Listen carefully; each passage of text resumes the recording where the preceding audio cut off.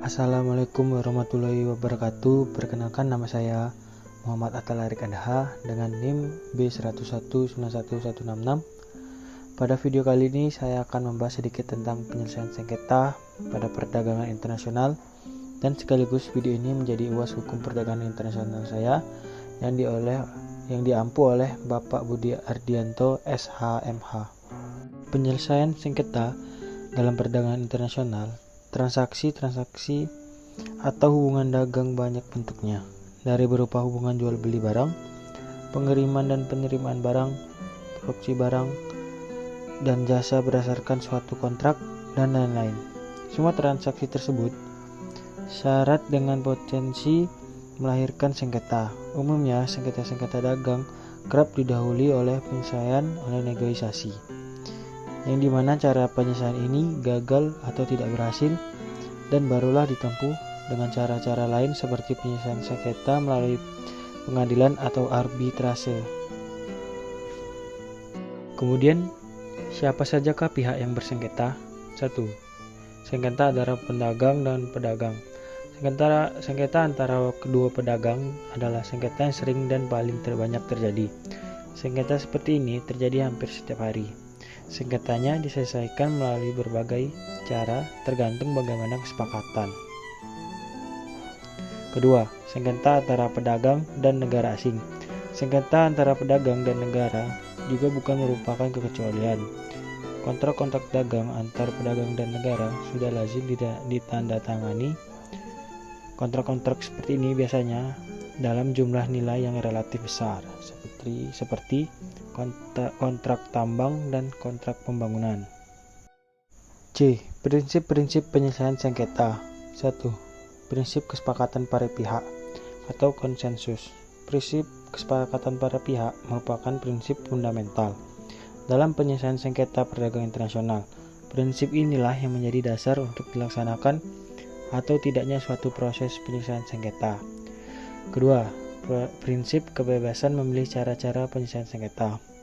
Prinsip penting kedua adalah prinsip di mana para pihak memiliki kebebasan penuh untuk menentukan dan memilih cara atau mekanisme bagaimana sengketanya diselesaikan.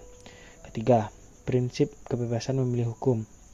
Prinsip penting lainnya adalah kebebasan para pihak untuk menentukan sendiri hukum apa yang akan diterapkan terhadap pokok sengketa. Keempat, prinsip iktikat baik atau good faith. Dan kelima, prinsip exhaustion of local remedies. Menurut prinsip ini, hukum kebiasaan internasional menetapkan bahwa sebelumnya para pihak mengajukan sengketanya ke pengadilan internasional, maka langkah-langkah penyelesaian sengketa yang tersedia atau diberikan oleh hukum nasional suatu negara harus terlebih dahulu ditempuh. D. Forum penyelesaian sengketa. Forum tersebut adalah negosiasi, penyelidikan fakta-fakta atau inquiry, mediasi, konsiliasi, arbitrase, penyelesaian melalui hukum atau melalui pengadilan, atau cara-cara penyelesaian sengketa lainnya yang dipilih dan disepakati para pihak seperti negosiasi, mediasi, konsiliasi, dan arbitrase. Nah, dalam arbitrase ini terdapat perjanjian arbitrase yang isinya meliputi masalah yang dipersengketakan.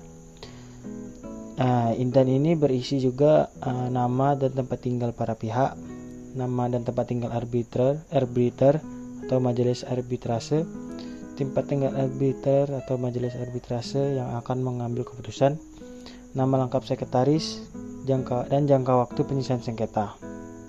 Kemudian ada badan arbitrase.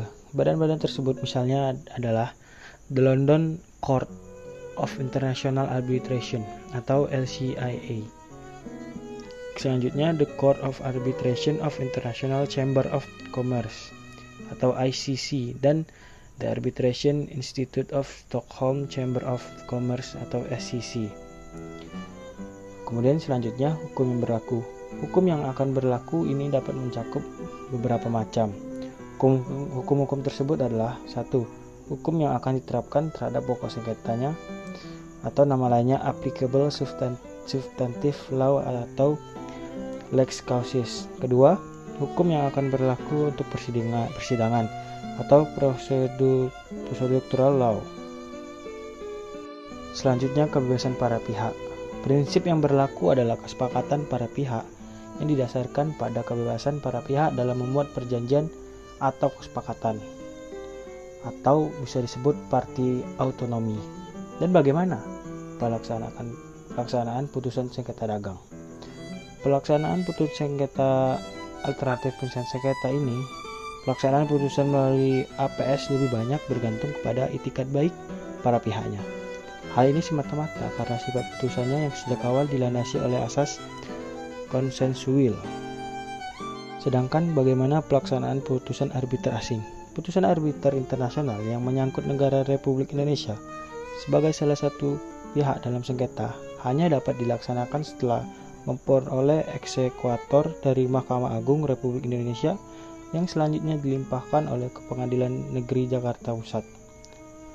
Sekian penjelasan singkat dari saya dan terima kasih. Wassalamualaikum warahmatullahi wabarakatuh.